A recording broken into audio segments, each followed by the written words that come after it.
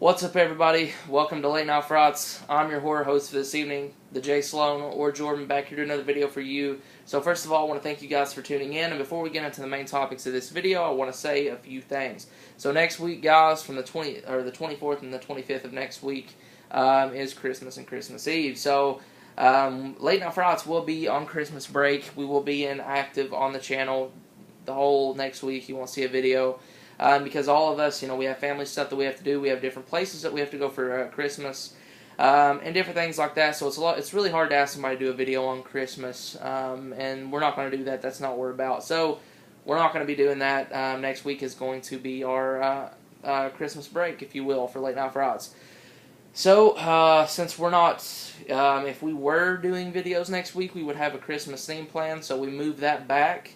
And all this week, you will be seeing a Christmas toned horror theme, if you will, and it's Christmas of Horror 2013, and basically it's where everybody reviews their favorite Christmas horror film. Can be any film, as long as it's horror related and it's it has Christmas or set around that time. So, yeah, you'll see me today starting this off. And the first film that comes to mind for me, I love Silent Night, Deadly Night. I love films like that.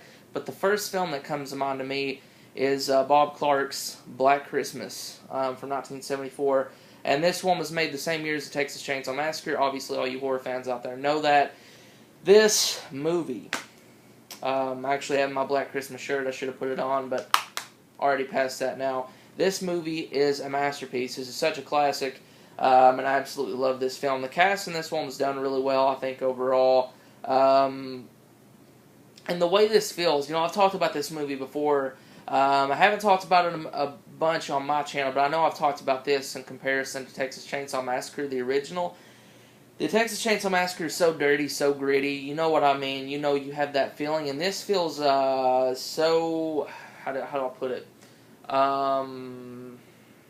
Not fancy, but it feels so different. It's from the same year, and this is one of the films I really think kickstarted the slasher craze as well. Although it is a horror film, obviously. It's got some suspense in there. I'm not going to spoil the killer or anything like that. I will say a few things about the killer that you will see within the first 5 minutes of the film. Something that's pretty obvious. But the movie is, I'll read you the description quickly. The college town of Bedford is receiving an unwelcome guest this Christmas. As the residents of Sorority House Pi Kappa Sig prepare for the festive season, a demonic stranger begins to stalk the house. A series of grisly, obscene phone calls start to plague the residents of the sorority, and soon they will each meet their fate at the hands of the psychotic intruder. As the police try to trace the phone calls, they discover that nothing is as it seems during this Black Christmas. Starring Olivia Hussey, Cara Duella, Margaret Kidder, Andrea Martin, and John Sachs in Bob Clark's Black Christmas.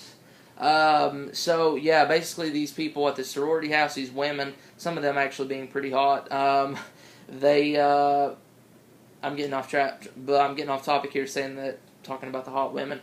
There's a few good lookers in there, but they basically start getting obscene phone calls from, who, I'm not going to tell you, but these phone calls are not just like regular prank phone calls where it's like, yeah, this guy is definitely got some mental issues, you can tell. The way he talks and, some of the sick shit he says to these girls.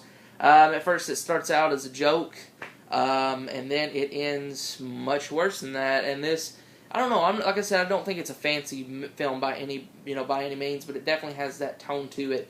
It's complete opposite of the Texas Chainsaw Massacre, and that's what I love about it. And it's set in a Christmas, it's Christmas themed, and the scenes that we do have, the kill scenes that we do have were done really well, and it was directed well by Bob Clark. It's definitely a classic horror film. What can I say about it that hasn't already been said? If you love horror movies, guys, and you love Christmas themed horror films, this is one that you must watch. And if you don't watch this one for Christmas, there's something wrong with you. If you're a horror fan and you don't watch this one for Christmas, You need to definitely check it out, guys. Find this Blu-ray for pretty cheap now, probably. I think I paid $14 for it, which is an excellent deal. And Black Christmas, what can I say? There is a shitty remake of it that I really didn't care for at all. But this one's classic, and seeing the killer from, his POV, from his person of view, his view, that was really cool. And just different things like that, man. This movie is so rounded, so suspenseful, and it's one hell of a fun time. I enjoy watching this movie every time I see it. Definitely going to pop this bad boy in the Blu-ray player on Christmas Eve, and watch it in the dark, waiting for him. So yeah, guys, check it out. If you're a fan of horror films, like I said, you watch Late Night Frights. This is my personal opinion on it. I know we have a bunch of people in the channel that really love this movie as well. Probably some people are going to be reviewing this as their favorite Christmas horror film. This is mine, so there you go, guys. This is my favorite Christmas horror film. I absolutely love it. It's the first one that pops into mind. And if you haven't seen it and you're a horror fan, check it out. Buy it, DVD version, Blu-ray version, rental, whatever you can get your hands on this. Definitely pick Black Christmas up. So I know I didn't say much about the plot other than the basic synopsis. I don't want to spoil the story because it's one that you just have to see. The ending is very shocking. It's it's foreseeable. I'm not going to lie and say, oh my god, like I didn't see that coming. It's foreseeable that, through the story you see. But that's all I'm going to say. So, Black Christmas. So there you go, guys. I won't be talking to you guys on Late Night Frights. Not next week. We won't be seeing you guys at all next week. But the week after that, we'll be back on our regular routine schedule. So, guys, I know it's early, but I want to say this: have a Merry Christmas. I hope everybody has a safe Christmas, a fun Christmas. Don't worry about so much presents, guys. It's not about the presents. It's about hanging out with your family, having a good time. And just being joyful over the holidays, guys. That's my lesson I can give to you. Presents are should be the least of your concern during the Christmas holiday. So, tomorrow you'll be seeing All Random Things, My Second Leader. Wednesday you will be seeing Horror Boy 101. Thursday you will be seeing Monster Mash 339. And Friday you will be seeing our newest member, Chris Brock. And they will all be talking about their favorite Christmas horror film.